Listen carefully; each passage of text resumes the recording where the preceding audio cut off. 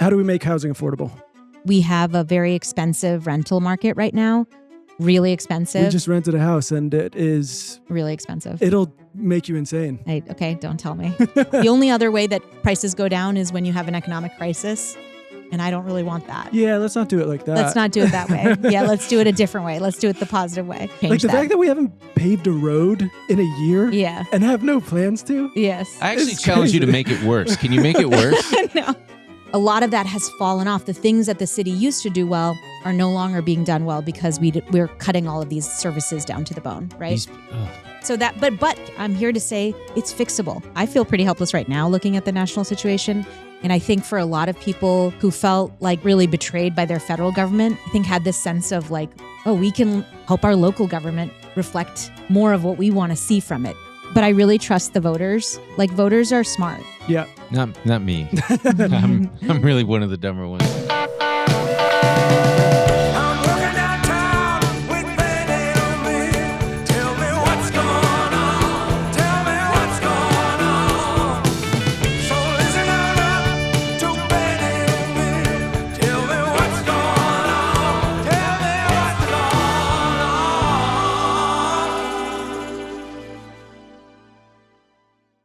Welcome back, everybody, to another episode of the Ben and Emil Show. This week's going to be a little bit of a change from what we normally do. We've got current LA City Councilwoman and mayoral candidate this year, Nithya Raman, on. She's one of the progressive candidates this year, and she was nice enough to grace us with her presence. Really interesting to talk to her. Yeah. I think she has a real vision for the city. I think if you're from Los Angeles, you'll know what we're talking about when there's a bit of a palpable feeling like something is not going right in the city. And she obviously recognizes it too as a councilwoman and wants to do something about it and is running for mayor. And she has a really compelling vision for what LA could look like with someone who actually cares at the helm. Yeah. Lots of controversial opinions in this episode. Lots of and I think even if you're not an Angelino, you're going to find this interesting. Yeah. I think there's this new string of progressive politicians who are rising the ranks, who are saying, hey, government can actually work for people.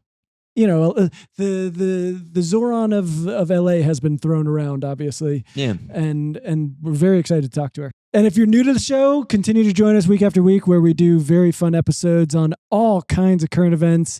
And there's bonus content you can find at benandemilshow.com.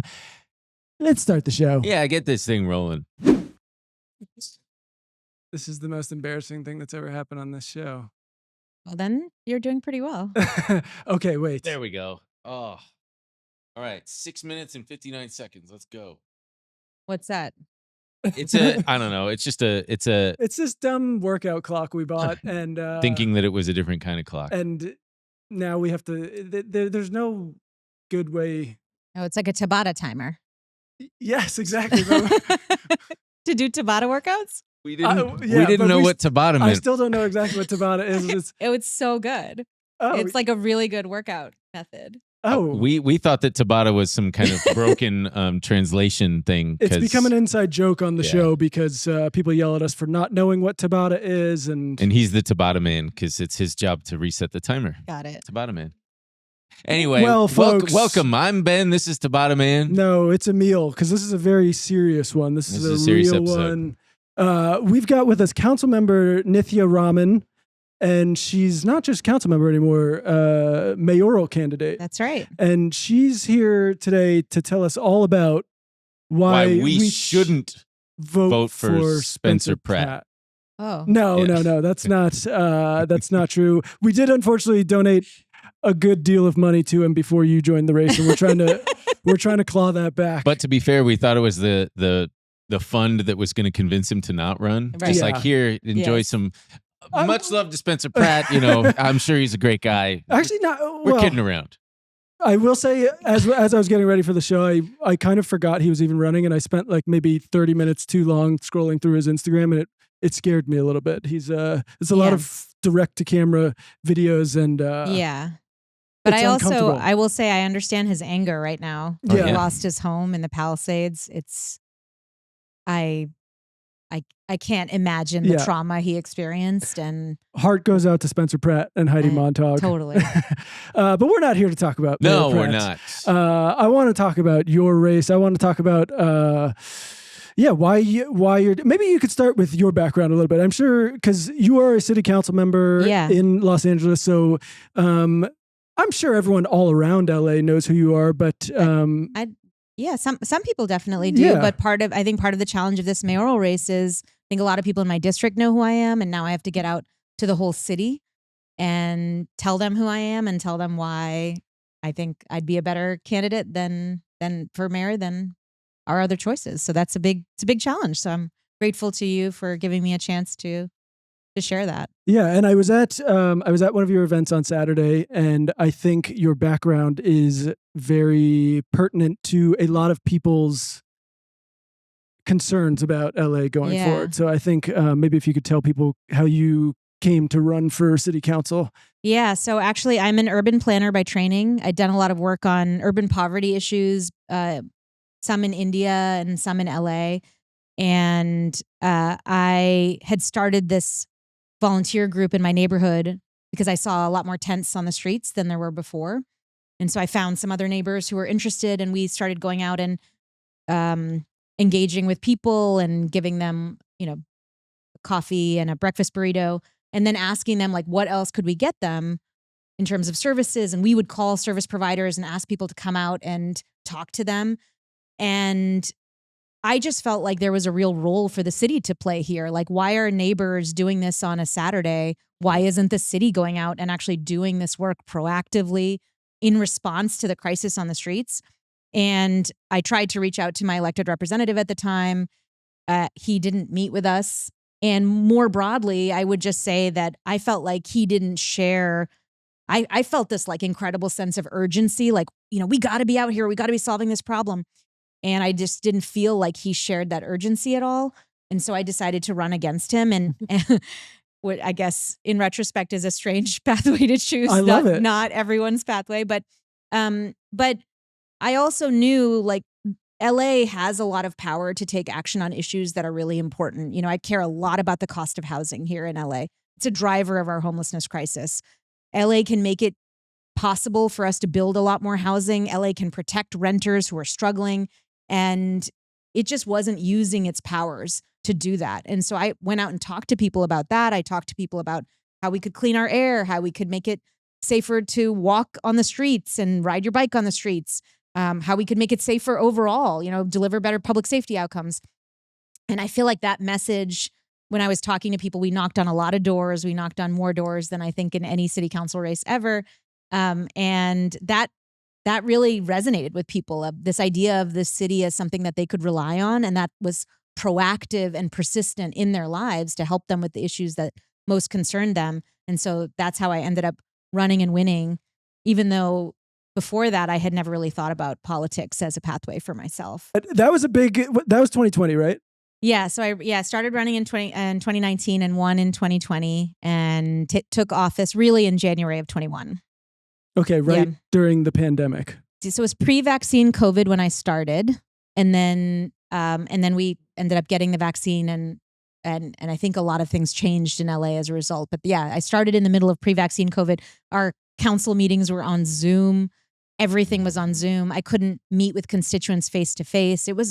People were angry. Yeah. I mean, people are angry now. Oh yeah. People were really angry then. Well, that was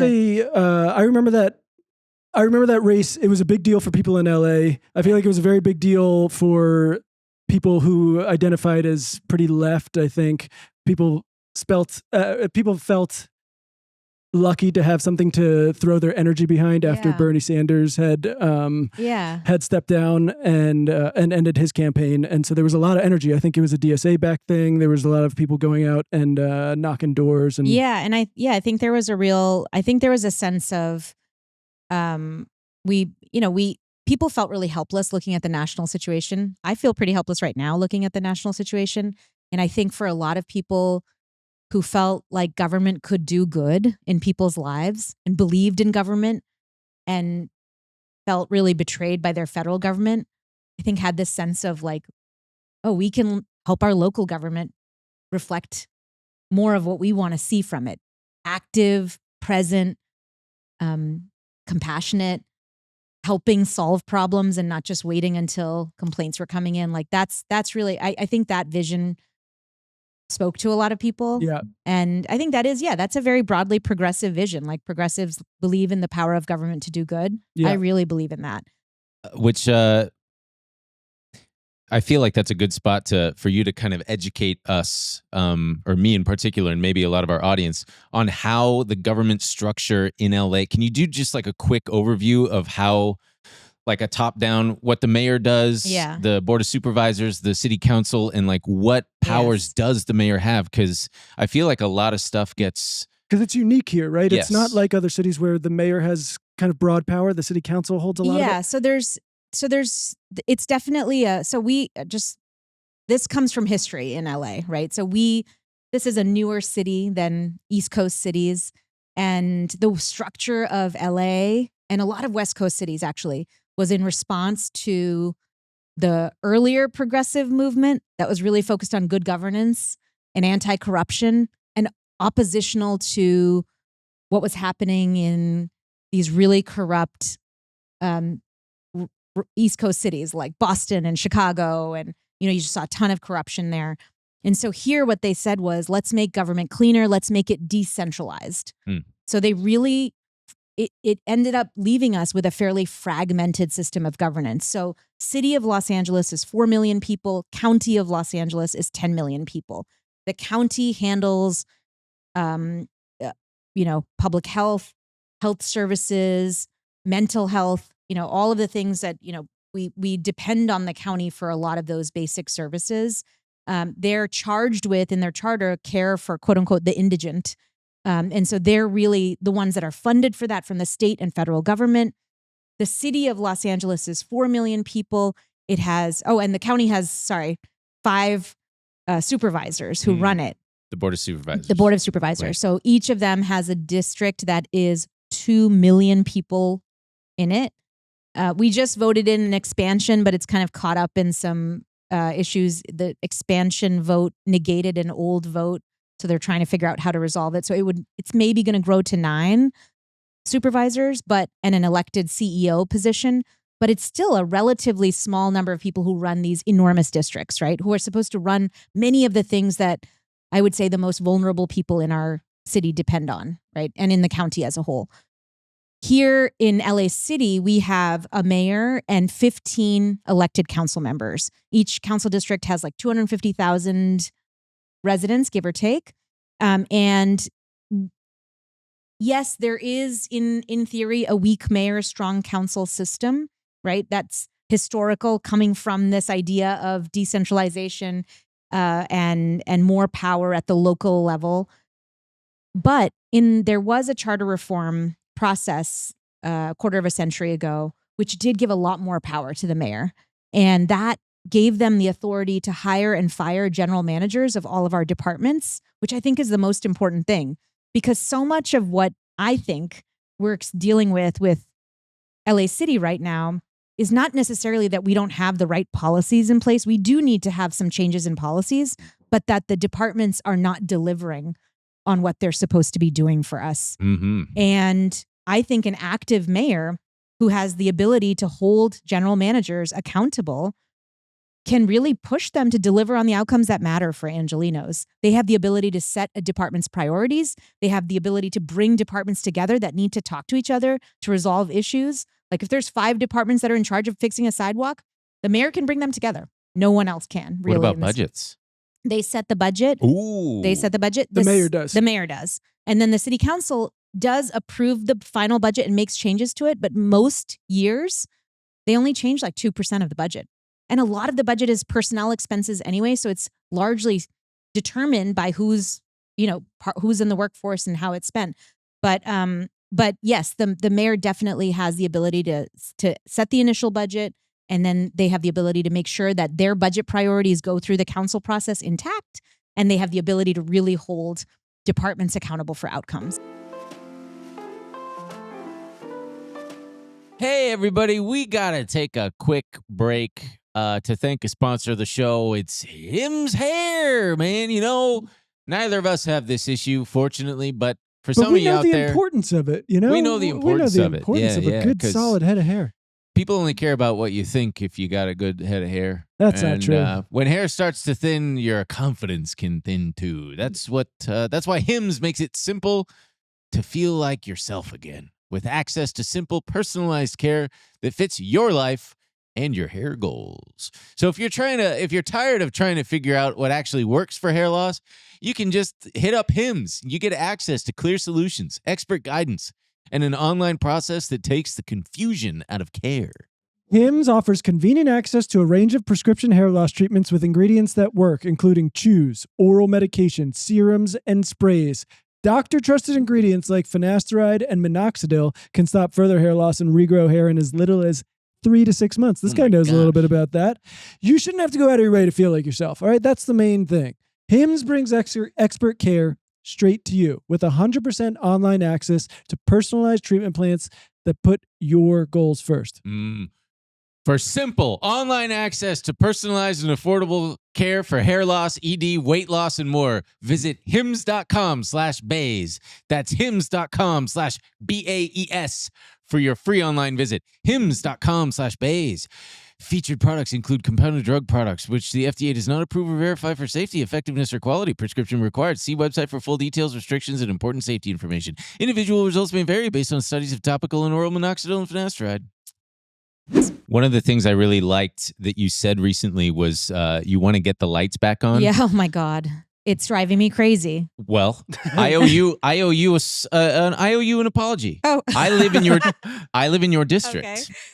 And I raised a ruckus because for 10 months on my street, sorry. I think you know which street probably, or maybe not because I don't know how many were affected, but for 10 months, my street was without streetlights. And I learned a lot about exactly what you're talking about, especially the whole budget part, because ultimately the streetlights and the copper that was stolen from them getting replaced falls on the Bureau of Lighting Services. Yeah, Bureau of Street Lighting. Bureau of Street Lighting, thank you. And I thought it was the DWP, and it's like, well, no, it's the ones that are concrete are the DWP, and the ones that are wood are the BLS. And I was in contact with people in your office multiple times, and they were like, we've got multiple, you have no idea. We're well aware. Yes. And I hope that they weren't impolite about it. No, Okay, not at good. all. Okay, good. That's not. They were perfect, sweet angels. Okay. I hope he was polite about it. I was polite about it, but because every time I was pissed, but then they'd be like, sir, we're aware, we've got tickets in, and I was pulling my hair out because I was like, how is the Bureau of Lighting Service? And they're like, they've got hardly any budget. They've got a backlog of like 10 months. Yeah. It was shocking. When he was describing dangerous. it, Yes. When he was describing it, I was going, how bad could it be? It's LA, there's lights everywhere. And then when I saw it, really I was bad. like, oh my God. Dangerous as a pedestrian, dangerous as a driver. Like I would come home at night and be like, I can't see. But eventually it got fixed, and boy, was I singing. I was like stopping to talk with the guys. I'm like, thank you so much for lighting up. Well, and they welded yes, the they fortified it. Yes. And the guy was like, 95% of these that we weld shut or fortify, they don't come back. Right. So that is something that I assume that you're going to be like, let's jack up those effing budgets on the BLS, right? Yeah. Look, give them all the money they want. Well, and 100%. We have we also have not paved any streets this entire fiscal year, like 0 miles of street. Yeah. And we don't really have plans to, because the budgets are so bad, and the budgets are set, by the mayor, but they're driven by, I think, sometimes very political motives. And that's what I was talking about at the event. Yeah, could you maybe give like a little bit of a overview of some of those things you were talking about? Because I'm sure people on the show have heard me complain about LA. I'm a bit of a pessimist, and I talk about how there are a lot of problems here, and it can be very frustrating living here. Yeah. And as a pessimist, I went to her event and was listening to her talk about things, and I was literally like poking Sarah, being like, what? How is that even possible that it's that bad? It's like we don't have a government. It's insane. Yeah. I mean, well, look, but I want to change that. And I think it's possible to change like the that. fact that we haven't paved a road in a year Yeah. and have no plans to? Yes. I actually It's challenge you to crazy. make it worse. Can you make it worse? No. I just was like, let's- what are you I know. talking about? Yeah. No. See It's how bad we can get. so here's what happens, right? So we have a lot of city workers, and the biggest group of city workers are LAPD, right?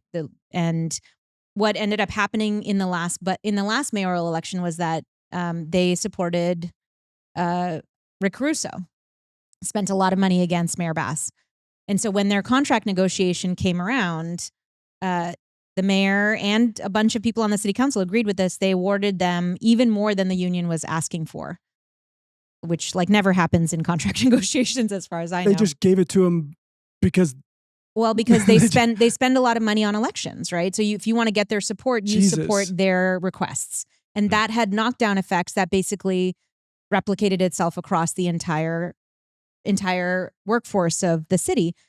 And my husband's a union member. Like, I believe in, this is an expensive city, cost of living increases, but I also think we have to make investments that are sustainable. And when we passed those contracts, I voted against that contract. We knew that it would leave us in debt, hundreds of millions of dollars in the hole, right? And that's exactly what happened. So we passed those contracts, then we passed a budget, and then last year we had $1 billion budget deficit, $1 billion. And Is that historical, by the way? Is that like the most it's ever been? I don't know, but it seems pretty Substantial, yeah. seems Sorry. pretty high. That's a good question. I shouldn't know that, but yeah, it was really big. We were the mayor's budget that she presented included 1,600 layoffs of city workers, and we staved off those layoffs, but we staved them off by cutting every single city service down to the bone, everyone, right? And yeah, and so that's what you're feeling on our streets. So 3 years ago, and this is part of why I decided to run. 3 years ago, when we were coming out of COVID, we had money to invest in infrastructure, in services. I was able to house people living on the streets, clean graffiti. I was able to fix streetlights. I was able to respond to issues. I was able to provide additional services for people who were facing eviction. Like, I was able to do a lot in the city. It felt active. It felt like we were making forward progress as a city. But since we made these decisions, I have to look at my constituents in the face and tell them, I can't fix your streetlight for a year, which to me, in the second largest city in the richest country in the world, feels absolutely outrageous. Thank you. And particularly outrageous given that we made the decisions, the city leadership made the decisions, not me, but the city leadership made the decisions that got us in this particular position. And now to fix it, what we're doing is going back to residents and saying we need more taxes in order to fund these services that we no longer have because we decided to make politically influenced decisions about the budget instead of actually looking out for residents. Right. And that to me is the analysis of what has been a challenge with LA. Like, I think it is possible to look out for residents and to make sure city workforce is good and is paid appropriately. You can do all of that, but you have to make that your goal. And if your only goal is your political future, then it doesn't work. And it hasn't worked, as you can see. Right. What do you think the city does well? There's there's things that it does well. Like, so The 311 app is pretty damn good, I gotta say. It used to be amazing. Yeah. We did a revamp and now it's worse. But I think, yes, our 311 response system is really good. Our graffiti removal program, which works with contractors and nonprofits to get rid of graffiti when it's funded, works amazingly well. Yeah. And again, we used to do trash pickup really well. And if you saw illegal dumping, like 311 would get it very quickly. A lot of that has fallen off. The things that the city used to do well are no longer being done well because we're cutting all of these services down to the bone, right?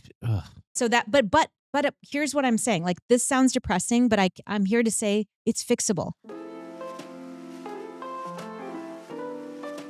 Hey guys, we got to take a quick break to talk to you about Chubbies. We know that on the East Coast over there. You guys got your first day above 60. Someplace that might have touched above 70. The boys got their gams but out. I hope that you guys had the proper shorts wear to get out there. Mm-hmm. And I'm talking about Chubbies, baby. Mm-hmm. If you didn't, you better listen up. Because we got to tell you about these freaking these shorts. These things look so good. I remember the first time they sent them to us. I put these puppies on, and I go, dang, I look good in these shorts. You're feeling good. You're looking good in these shorts. You're comfy. And they sent me a shirt, too. And I was like, dang, I look good in this shirt. And boy, does it feel good. Man, boy, oh boy, I just gotta say they're really good quality stuff, and I wear them all the time when the weather touches cooperates. above 75 degrees. I just start living in those bad boys. Yeah, Chubbies makes every moment feel like Friday at 5 p.m. You know, man, you're going outside, you're having yourself a little spritz. You're strutting your stuff on the town. You put them on, and you randomly see a little uptick in the compliments from strangers. Engineered with 4-way stretch fabric that handles swimming laps just as well as it handles lounging poolside. They fit like you've had them for ages from the first wear. And Chubbies is celebrating 15 years. The original shorts that redefine proper length shorts are back. And for a limited time, Chubbies is giving our listeners 20% off with code Ben and Emil at chubbiesshorts.com. That's 20% off your order with code Ben and Emil. Give your thighs the VIP treatment they deserve with Chubbies. Support our show and tell them we sent you.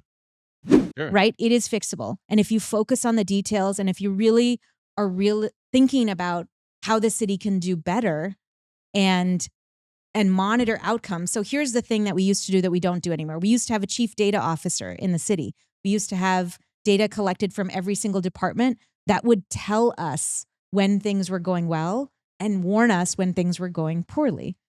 We don't have that anymore. We stripped those positions away and haven't invested in that kind of oversight and accountability. For trash pickup, we used to have something called CleanStat in the Bureau of Sanitation. We just don't have that anymore. Yeah, I think on Saturday you said something about like we're a city that we do no planning around our infrastructure, and we have no plan to start doing that. And that's the other thing. So we need the data, and I think if we get the data, we can hold a system accountable for improvements. And I think that's actually good for city workers because city workers get a lot of complaints and angry people reaching out to them. But if you collect the data and you show that you're making improvements, you can actually reward your workforce for doing the things that residents want them to do. And we don't have that system set up right now. But yes, the other big thing that we don't do is we don't plan. We are the largest city. We're the largest. I know. It's a massive city. It's crazy. It's a massive city without a capital infrastructure plan. So we haven't looked across the entire city and said, here's where our roads need repairing. Here's where our sidewalks need repairing. Here's where our water line infrastructure needs repairing. And because here's where bridges need replacing because they're potentially, susceptible to earthquakes.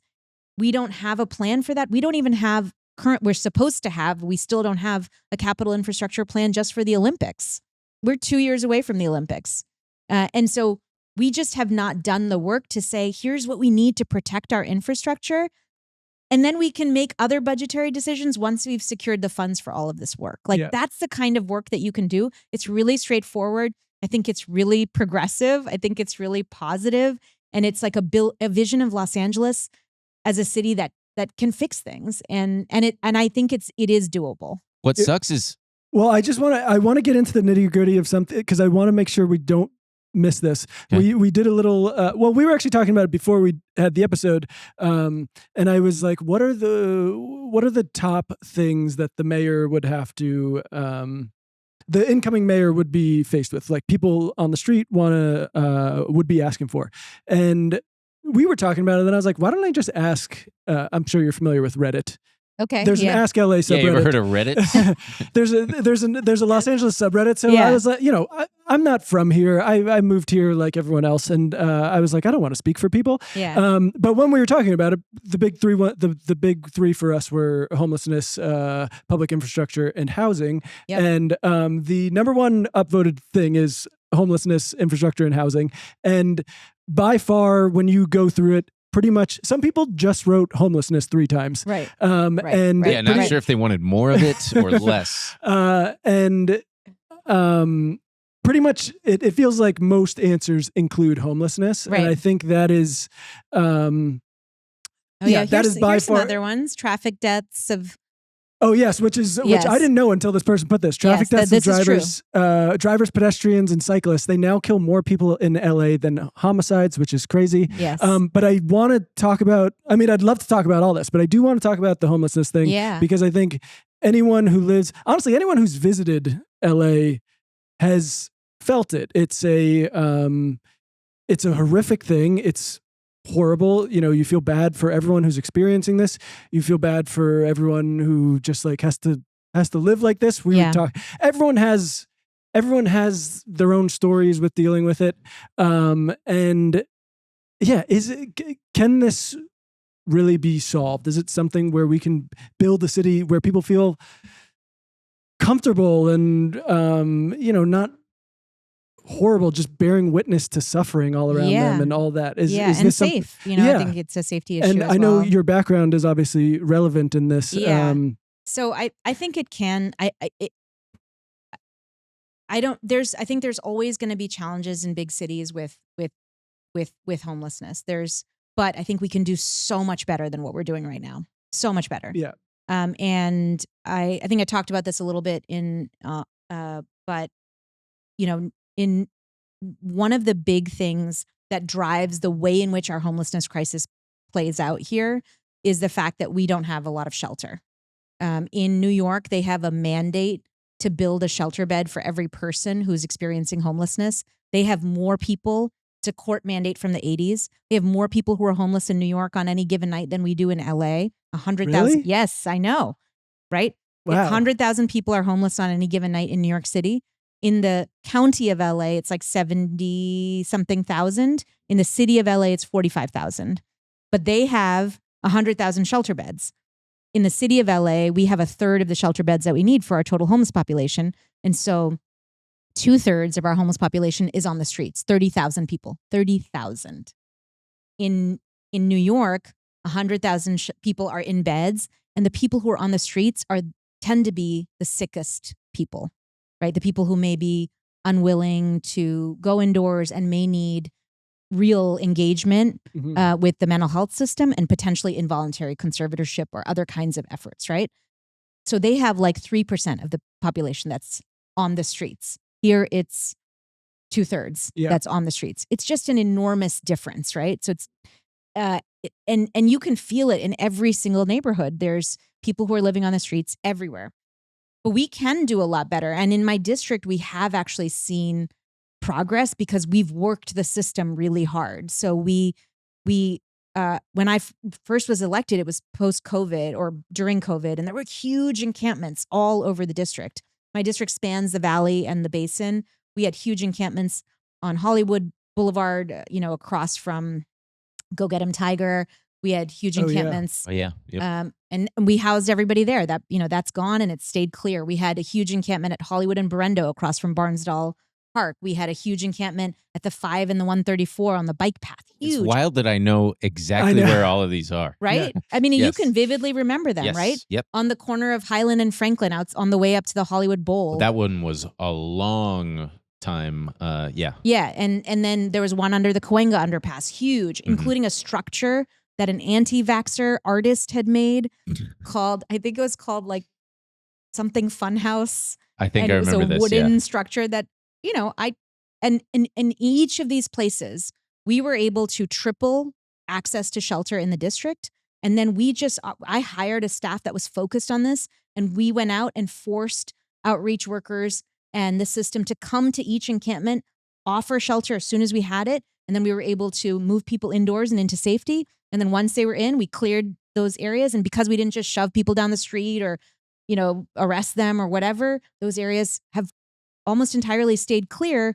And then when a tent pops up, we're able to go out and do that same thing again. And it's much easier because it's one person or, So we were able to do that across the whole district. What is that process like how are you how are you freeing up shelter space? So we actually increased the shelter space that we had. We opened up a new shelter in the district, and then we also actually built it.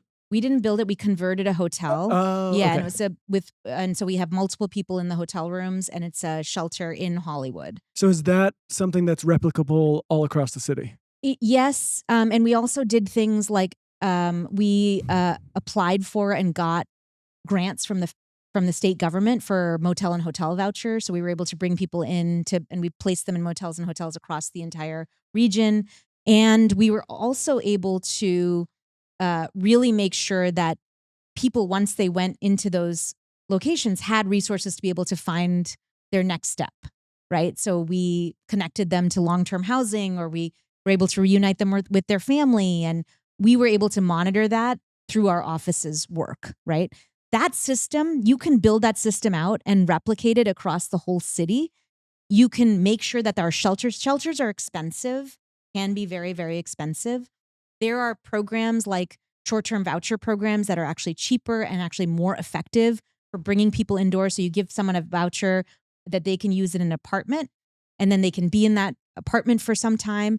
And then that voucher tapers off over time, and you provide case management to get them everything from their benefits, like disability benefits or veterans benefits or whatever it is, or you get them connected to jobs, or you get them connected to family, or you get them connected to, if they need long-term care like mental health services, you actually get them connected to that, and you work with them to get them the resources that you need. But you have to build out that system. And what I found at City Hall was we didn't have any information. We have all these beds that we've funded.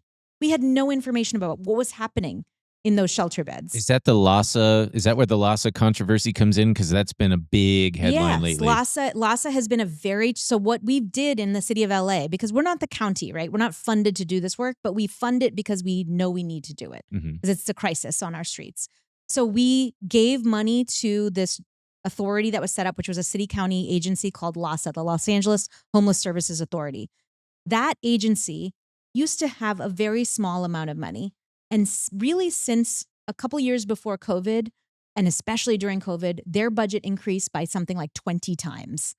Yeah, I think in that LA Times article, it said they had something like $700 million or something much money, like that. Right? And I don't think that they were set up to be accountable for spending all of that money effectively, right? They used to manage like $20 million. Now they're managing like $700 million. Yeah, which is this. I feel like that's a big aspect of why people are so angry too, I think, and which unfortunately I think is giving people like you an uphill battle, because when you go and say, oh, I want to do all these things to solve the homelessness crisis, they're going to go, well, what the hell? We just spent $700 million and they threw it away. Results. Well, I have a little bit more faith in Angelenos, right? Like, I do think that if you go and tell them, actually, we can spend it appropriately, and here's how I've demonstrated it, and here's what I'm doing to fix it. I actually do think that people are very, very receptive to that. This is a place that has taxed itself multiple times to address homelessness the right way. And I think if you can demonstrate to them, like, I desperately care that this system works because I want you to trust the system, right?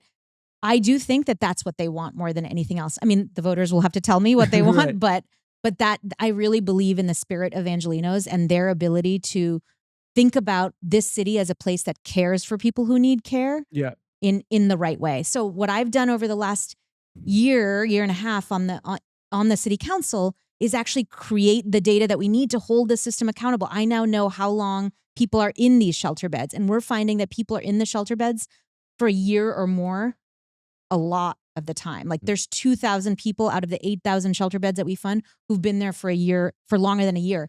500 people who've been there longer than 2 years.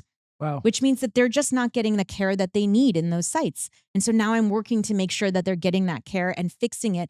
But you have to create the system, and you have to really push to make sure that the city desperately wants this system to work, right? Right now, what we're doing is putting very expensive Band-Aids over the problem, right? We're doing the most expensive things, and we're not worried about that system at all.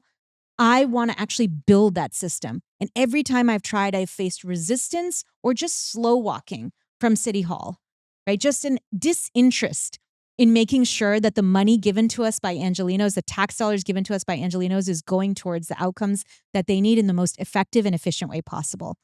I don't take it lightly. Right. And I want to go out there and fight for the system that works. And you have the track record that shows you've been able to do it before in your council. Yeah, in my district, we've really had in my district, we've had results, and we've sustained those results. It's not perfect. I know that. We can do better. But unless we have a system that really works underneath us, we're just not going to be able to build the change that we need. Can you talk a little bit about the decision to actually run? Because as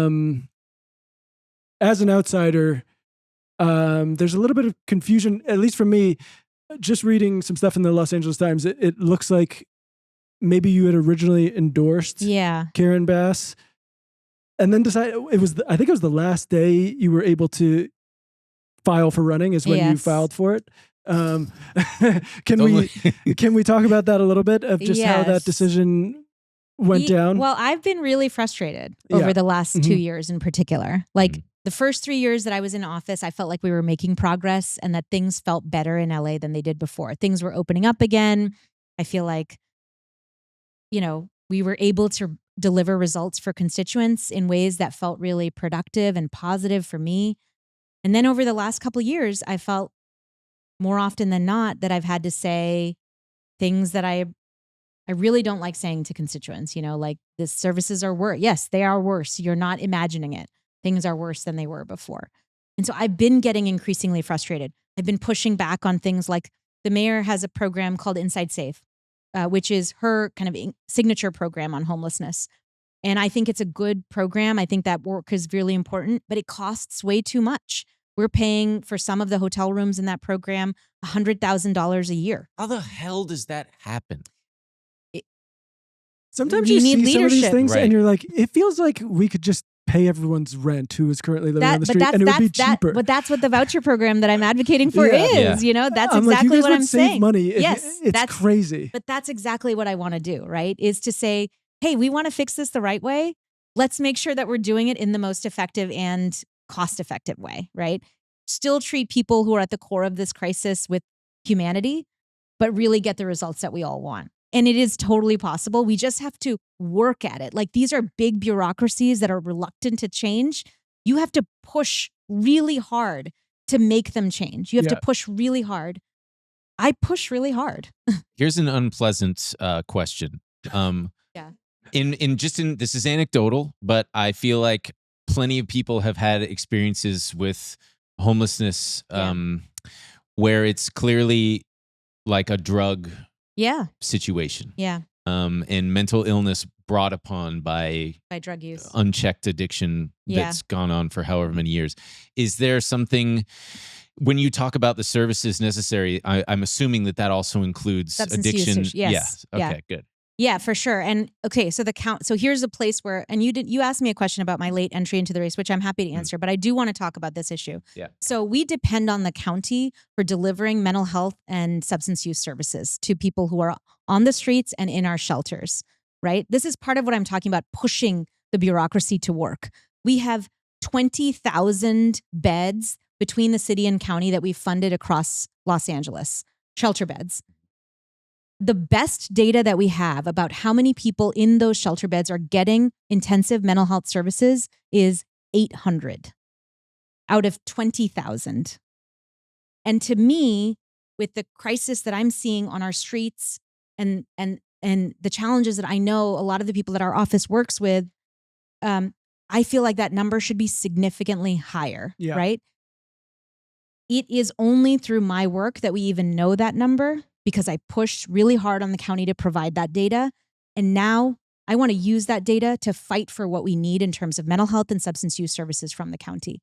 If we don't demand that they show up on our streets, that they show up at every encampment, that they show up at every shelter and provide those services and really be present and offer them in ways that people are taking them, we will not make progress, but no one is making that ask right now. Is it laziness? Is it ineptitude? Yeah, I was or are they trying to, is it better for them to keep the number lower so they don't have to spend as much money? They didn't have that information before. I asked them, for example, they didn't collect it. And but they produced it because I asked for it. Yeah. Bit of a classic LA government situation where they're like, we actually don't plan around that type of thing.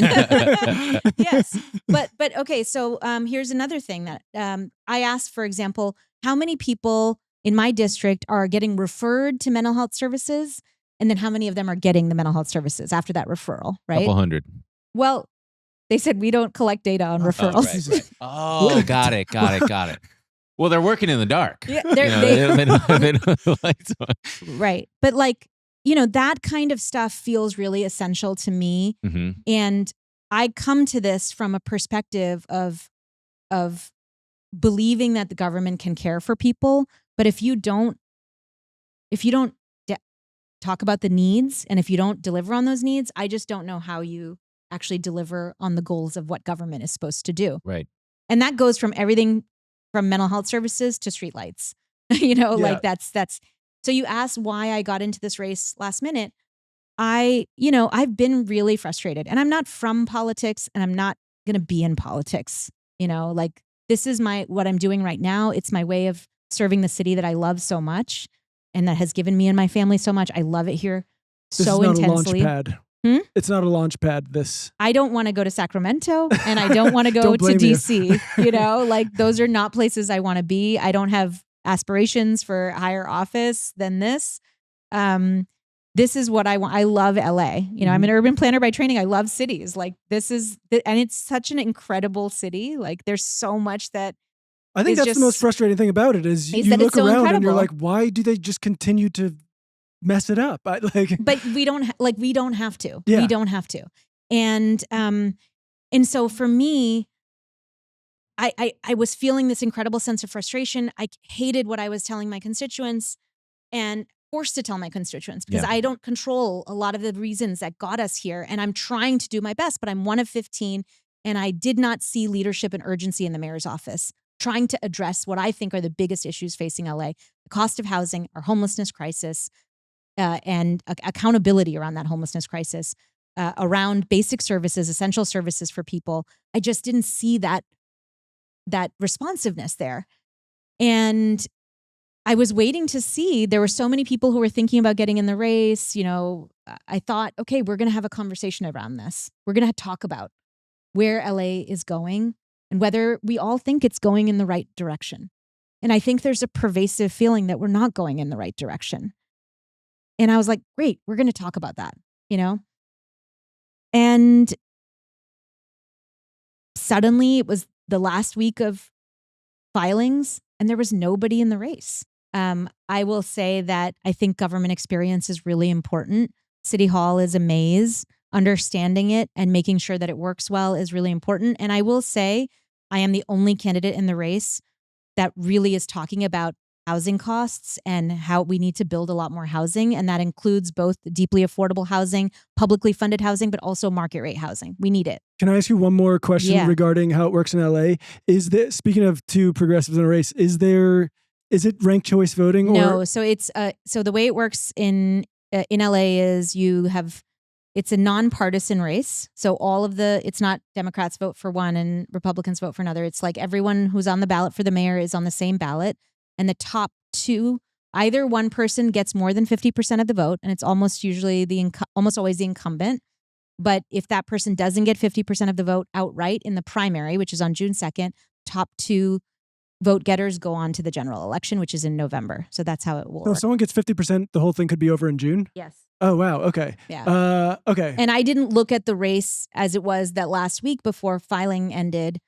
And I thought I looked at the field and thought, oh, there's a very good chance that, that Mayor Bass, who's the incumbent, will get more than 50% of the vote. And that gave me real pause. I felt like this is an opportunity to have a conversation about the future of the city. And we deserve that. We deserve that right now. Is there any chance that is it bad that there's two progressives in the race that could potentially split that vote? I've always said this, but I really trust the voters. Like voters are smart. Yeah. And not me. I'm really one of the dumber ones. I don't believe that. But I will say I really like voters are generally pretty smart and they're good at kind of figuring out what they what they need and what they want. I may not always agree with the outcome, but I always know where people are coming from. What do you think Mayor Bass is messing up?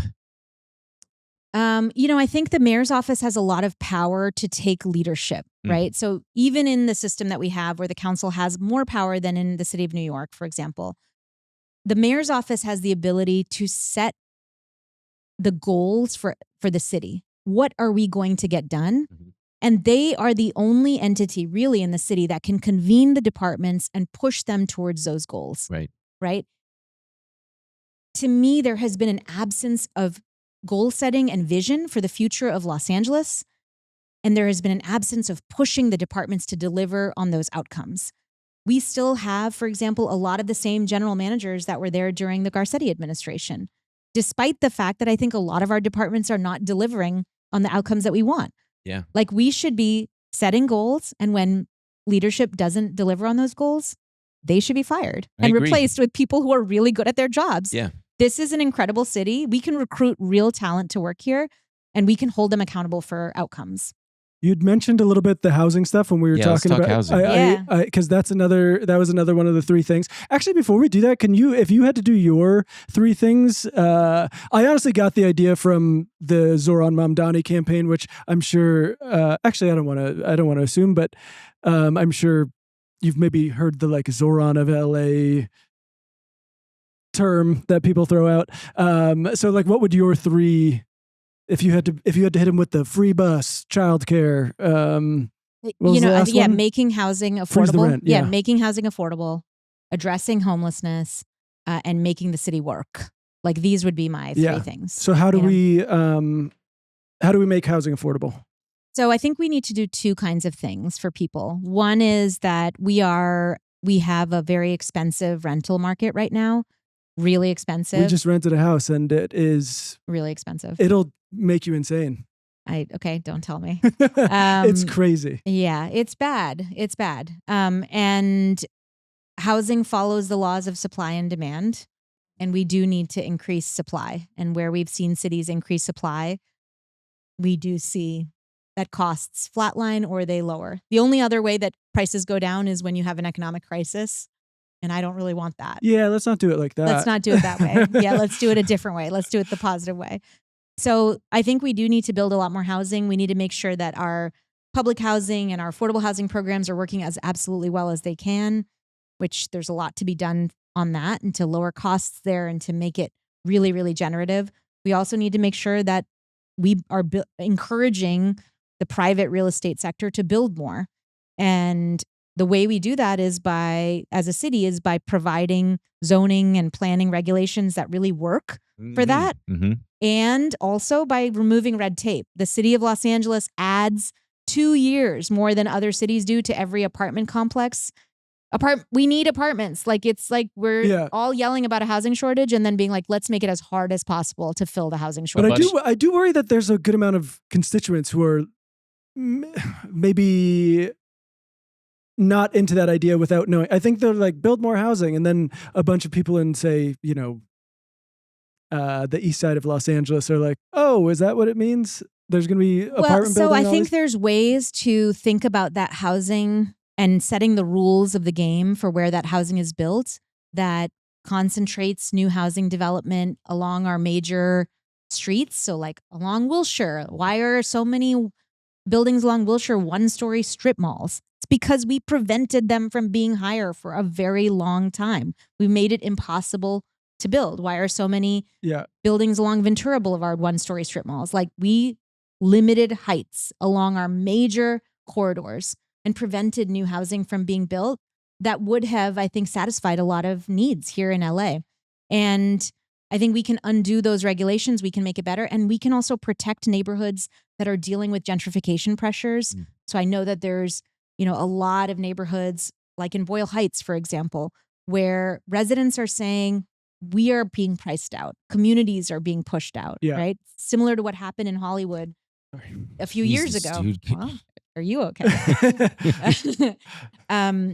But we can design our planning regulations such that you can actually incentivize new growth in the places where we want it and limit it in places where communities, I think, may be fearing that new growth will actually push them out. Yeah. And that's totally possible. Like, I just want to talk about one little change that we made, which was really exciting to me. A lot of the new housing construction that was coming up was studios. which, yes, there's a lot more single people who are living alone. That's like a fact of urban life nowadays.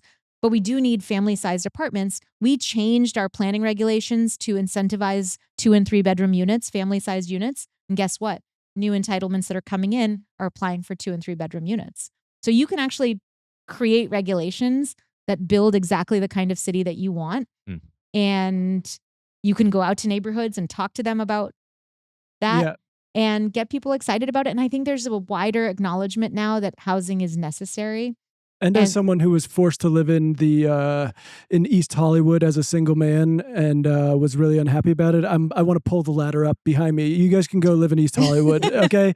Do your time. No studios for you in Echo Park. Wow. I just put in one humble request. There's been a lot of new buildings in and around where I live, and they all seem to be done by the same soulless, just, I don't know, shitty architects who just make the facade the same flat, fake brick thing, and they all have a name like the Eleanor or the so-and-so, and they're all just, they don't have any kind of life and charm. They don't have any life. They don't, there's gotta, I remember you hearing. preserve the beauty of the city. Yeah. Can we, for the love of God, man. Yeah.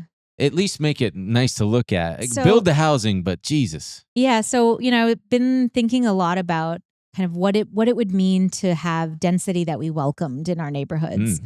And so one thing that humans really resonate with, people really resonate with, is when a lot of the housing is the same height. And so, for example, if you're in Paris, I think a lot of those are 6-story buildings. Oh, sure. Yeah. Right. But they're all the same height. And so it feels calming. It feels pleasant to be there and to experience it. I think that we can think about our planning regulations in ways that really respond to our basic human need for consistency and beauty, and change those regulations such that you're actually generating that kind of housing. It's work. Yeah. But we're not doing that work right now. Yeah. And we need to do that work. Similarly with the kinds of construction that you're talking about, we have a lot of regulations that require that buildings have 2 stairwells. And there's been a push to actually legalize single stairwell buildings, not for buildings that are high rises or anything, but for smaller buildings. And a lot of buildings in Europe that feel very aesthetically pleasant are single stairwell buildings. And if you can just have 1 stairwell, you can have bigger apartments, you can have frontage, you have more space that would be taken up by the second stairwell or a hallway between the 2 stairwells that can be used to make the building more beautiful. And I think you can make interventions into housing planning that really generate places that feel calming and pleasant to be around instead of the opposite. You know? The housing thing is massive. I honestly didn't quite grasp it until I heard you talking about it, where it's obviously, I knew it was connected to other things. It's obviously very connected to the homelessness crisis. The reason we're in this mess is because no one can afford to live, but it has trickling down effects with, it makes traffic worse because you have people like going out to, and then you're creating all these choke points. Oh yeah, totally. So we have an increased population in LA for the last decade, right? We've kind of stayed flat. We lost a little during the pandemic, and now it's back to where it was. But traffic is worse than ever. And it's because people still work in LA, but they live in other parts of LA County, and they drive into LA to their jobs because they can't afford to live here. And so we have even more traffic on our streets than we did before. And so there's a counterintuitive relationship between traffic and housing. Everyone thinks a new building comes up on their block, traffic is going to get worse. Actually, if that new building is close to some kind of transit, near a bus line, near these big, expensive public transit investments that we're making, it may actually have very little impact on traffic. And building it over time can actually reduce some of the impacts of traffic on our city. And we're having worse environmental impacts because of it. Terrible. Right? Yeah. I mean, the worst, we have really bad air quality here. And one of the biggest drivers of that is our transportation system. And if we can, reduce the impact of that, if we can get drivers out of their cars and into other forms of transit, that would be amazing. You have to make that transit safe. You have to make the buses safe. You have to keep everything clean. You have to make the trains clean and safe. And I think there's ways to do that. but the more ridership that's on them, the safer these there's places a bit become. of a double-edged sword there. I used to live near the Red Line, and I would take it sometimes, and then I would learn that, if I take it and stay at where I was too late, I'd be coming back at night, and it was treacherous. I actually just not a thing I would want to do. Yeah, I did the same thing. I used to take I lived in Silver Lake and worked in Santa Monica, and I used to take 2 trains if I could get a ride to the first train with my husband when he went to work. 2 trains there, but if I came back later than 7 p.m., I would often have to take an Uber because I didn't feel safe. And that's not great for LA, right? So, as we're talking about all of these things, I keep thinking about how there's not enough responsibility put on the people of Los Angeles. And I'm talking about... He's going libertarian mode real quick. I'm talking about, why should I need a driver's license? No. All right? What's next? I need a toaster. What did that guy say? I need a license to operate my toaster. But I think the 6th Street Bridge, the viaduct project, is a perfect representation of some of the things that are wrong with this city. It's immediately gotten all of its copper wire stripped from it. It's already tagged up, and people have no sense of civic pride. And I find that very frustrating. And I wish that there was something. It's obviously such a nebulous thing that a mayor. I don't know if it is that nebulous though. I feel like it can be top down. I think it's weird hearing you talk about how little it seems that the people who work for the city care about it. And I think you said 2 perfect examples on the opposite end, I think, is Donald Trump and Zoran Mamdani. I think Donald Trump, you could see a meanness in this country. It's horrible. I hate it. And it's there's something that's changed. And then, but I spend a lot of time in New York, and with his campaign and then his win, you see people just interested in what's going on in the city and getting there, a massive amount of people signing up to shovel snow because they're we're all in this together. And I also just realized I'm answering the question for you. I love that answer. No, I think that's exactly right. I mean, I think what about a politics of loving LA? What about a politics of lifting up LA? To me, that feels really generative. That was what my initial foray into politics was about. It was about engaging with the city that we call home. People had looked away from the city for so long. It was just the context in which they lived, right? But I do feel like there is both a willingness to engage in it and a desire to engage in it. And no one is ever going to be, not everyone in the city is going to behave perfectly, right? But I do think we can inculcate or we can develop a civic culture of love for LA that I think is already there. Anytime there's an opportunity to give back to your neighbors, Angelenos show up in droves. They showed up after the fires. They showed up after the ice raids. They really do show up for each other. And I think the more that we can create opportunities for people to give back to each other in the context of Los Angeles and engage with one another, I think that the city can only become more of a place that people want to care for. Yeah. Good answer. I don't want to keep you too long. You can tell me if you guys have to go, but it just reminded me, I really wanted to ask you about the ice stuff. Because I talk about it a lot because it's really, we already so had terrifying. One, and it's so scary. It's just horrific. Obviously, it wasn't even close to what people in Minneapolis went through. It obviously seems to be ramping up. So I think there's a lot of people anxious that, what happens if they do come back? Right. Is that something you're thinking about? Is that something you're planning for? I do think Mayor Mamdani and Governor Hochul in New York are actively engaging with the Trump administration to protect their residents.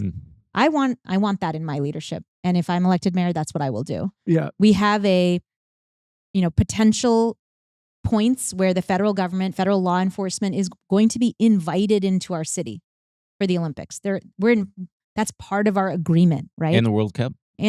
They'll be here, right? what does it look like to have federal law enforcement here in a way that keeps Angelenos safe?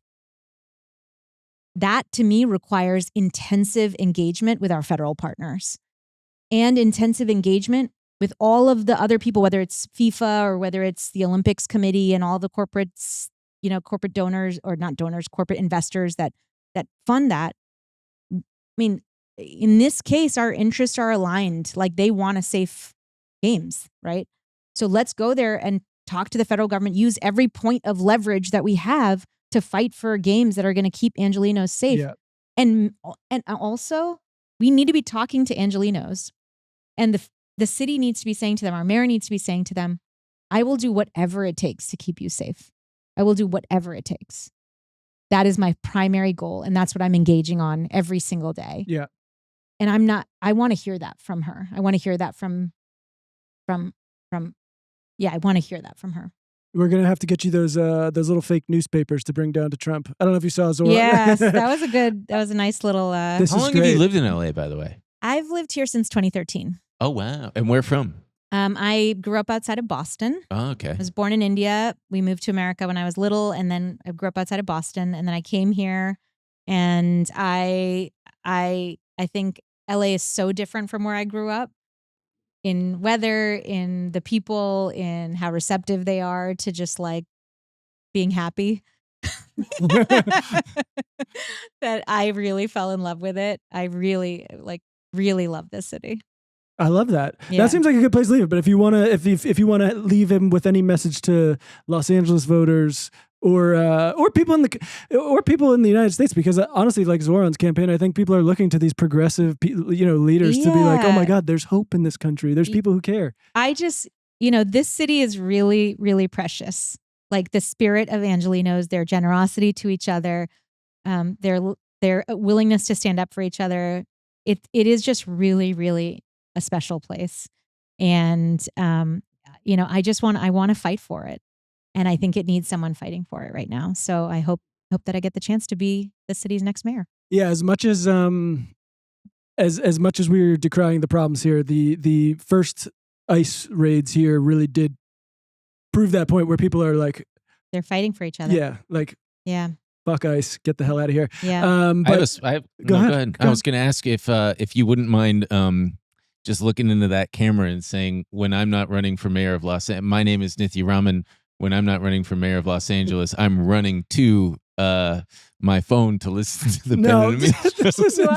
I feel like that would just be fun, but no, you don't have to do that. I encourage everyone to listen to our show. To listen to the Ben and Emil show. Wow, thank you so much. You heard it here, folks. We're gonna put links to all your websites, socials, places to go donate and volunteer. And volunteer. And I do want to say the entire political machine is against me. Oh, they're not happy with you. They are not happy with me. They are very unhappy with me, but I think a lot of Angelenos might be happy with me. So if you want to see this spirit in City Hall, in the mayor's seat, I need your help. I need your money. I need your support.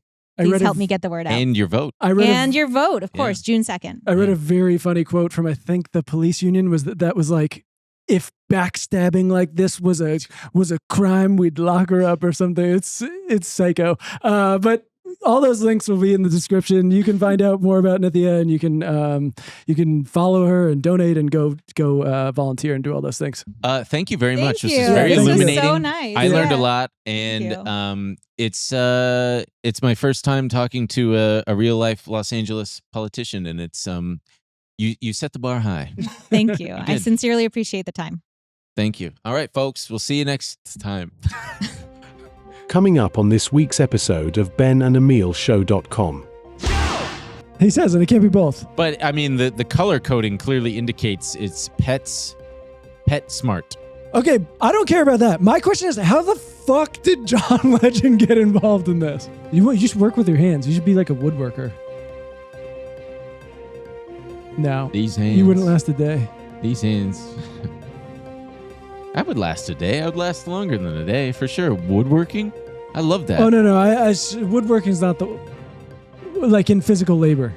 Yeah, I can handle that. You can? Yeah, when I do physical stuff, I don't bitch. I'm like, all right, cool, and I like to work. Doing up it a as a sweat. job is different than doing Doing it it as as a job is different. Doing it as a job it is different. really wrecks your body.